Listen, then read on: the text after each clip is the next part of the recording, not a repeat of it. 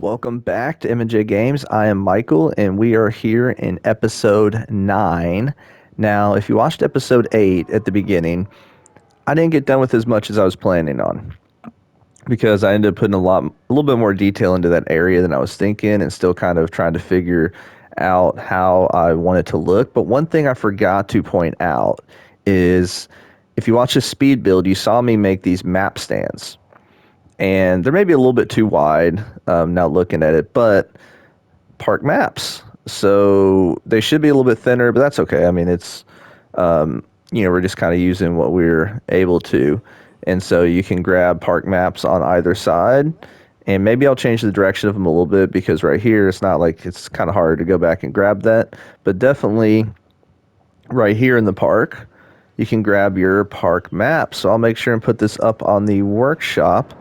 And if for some reason it's not, please let me know because I know there's a lot of stuff I try to upload or say I'll mention and sometimes I accidentally forget. So make sure and let me know. But I love how this look is coming together. I mean, that power tower now looks awesome. I'm glad I went with that height instead of the Screaminator or Scream, whatever it's called, that's really super tall because it just wouldn't have looked right in this park. Let me give you an example.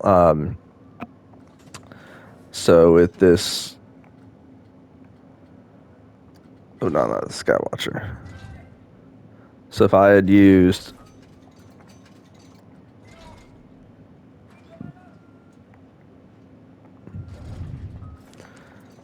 this works in like a massive park, but I mean that's just a little bit too tall in my opinion for what we have going on here. But yeah, so I mean obviously those still look good in parks, but for this park that doesn't necessarily have these massive coasters, I think doing this works fine. So I mean that's about 250-ish feet off the ground because this is right at like a little bit over 300 feet off the ground. And so it's not quite the height of what you would see at Cedar Point, but this park is also not as big as Cedar Point. Yeah, and really happy with the look of it. So I'm going to go ahead and get started, and my goal is to get all of this done and potentially get started on some stuff over here, but we will see. So no promises on that, but definitely going to get this area complete. So I'll see you guys at the update. We are finally done with the left side of the park. And first off, you can see I put some more stuff here. Well, okay, I say we're done. We are almost done. I haven't done the backstage there, so I'll probably just copy some of the stuff from the previous backstage.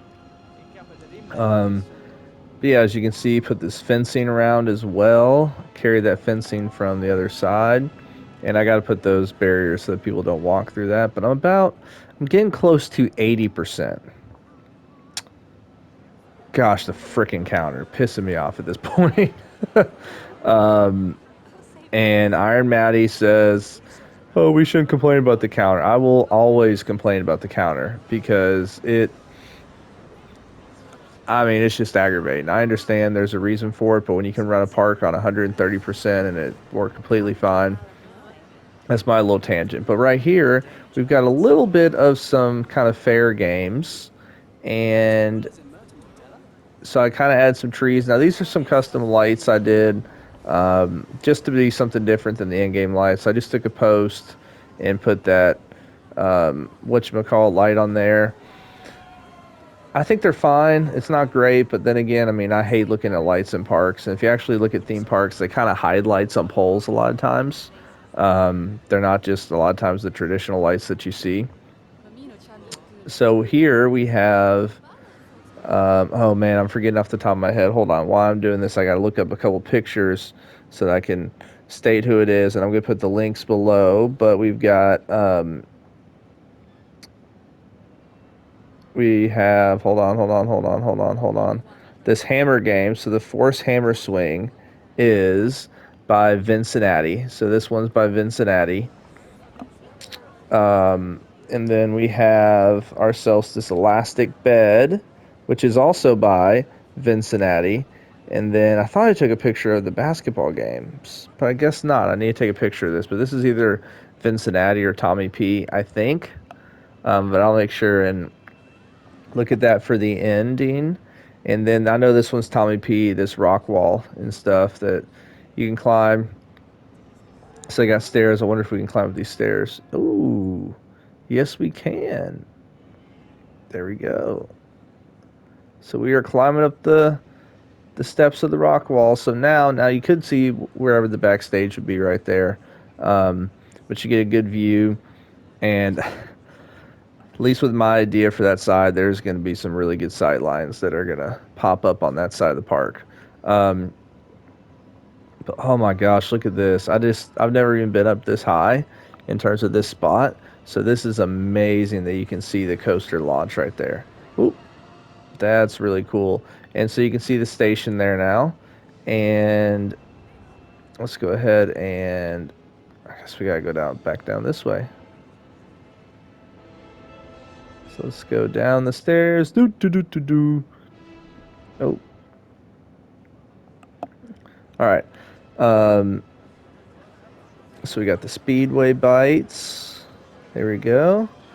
And yeah, so I didn't want to use a lot of trees here to kind of cover this up, but I think this ultimately looks good because I was kind of struggling with what to do in this space and in the speed build.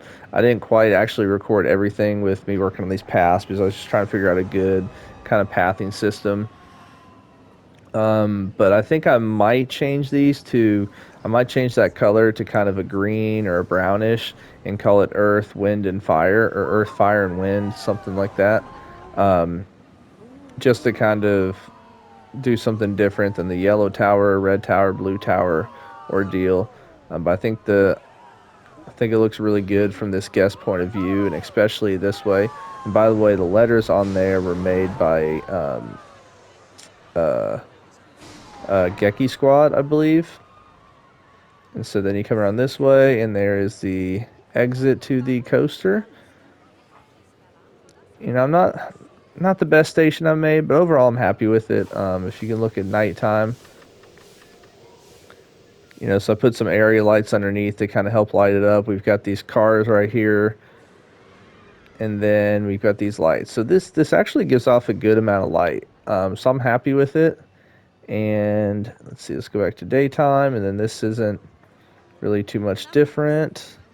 So this is still the same down here. One thing that's different that I added is in a little bit of this, and I still need to name the coaster. I took the TV, and so like it would be playing, because I believe in Top Thrill Dragster, they do have video screens along the way. They kind of play something. So that's kind of the idea with that. And one thing that now as we hop out of this mode and we look over here, one thing I wanted to do, or at least get an idea of, is I wanted to see, so let me close this down for a second, because I want to see if using the race car looks better. So let's see. And I think I mentioned this before, but I love using a little bit of that smoke there that looks like it's coming from the hydraulic launches. So I think that's pretty cool.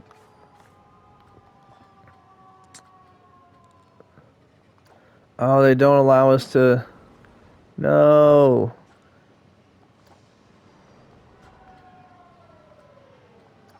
What? Are you kidding me? It doesn't allow me to use the... Okay. Well, guess I can't do that. So, we'll see about that. But, do I have to test it again first, or can I just go ahead and reopen it? I gotta test it again first. All right. But yeah, so that is how this area is looking. And as we kind of take a look at this whole park yet, I still need to light up this area. But we are at 79%. So for this episode, I'm going to leave it right here just because I wanted to kind of end in a good spot. So then episode 10, we will start working in this area over here.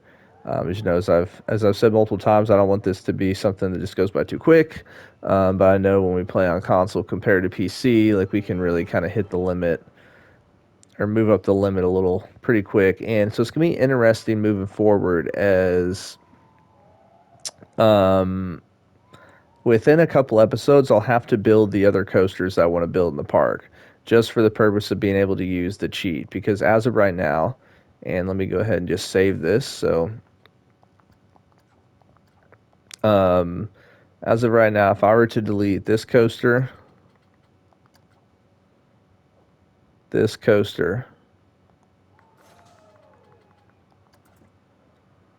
and maybe let's say this one. So that only gives me 1%, so I'm not even going to try to bother deleting that one. And then what was that one had 700 objects. I think it's, yes, we'll just say that for right now. Yeah, and so that gives me an extra 12%. So that's not actually as much extra as I was hoping. So, okay, so basically I'm going to hopefully build two more coasters back in this spot. So we'll see how much percent I actually get extra and if I'm able to complete and finish everything I want to. So we will see. Hopefully I'll be able to. But yeah, so to end this episode, let's take a little ride on. We're going to take a ride on that launch coaster, but also I want to take a ride on one of the drop towers so we can kind of get a good view of everything. And it looks like, let's do this, hop on this blue one. There we go, but let's sit on the other side. There we go. So once again, thank you guys so much for watching. I always appreciate the support, and sorry that this episode's a little bit shorter. But as I said, I just feel like this is a good place to stop as we are now finished with the left side of the park. So thank you so much for watching. I'm going to leave you with these couple of short POVs, and I hope you have a wonderful rest of your day.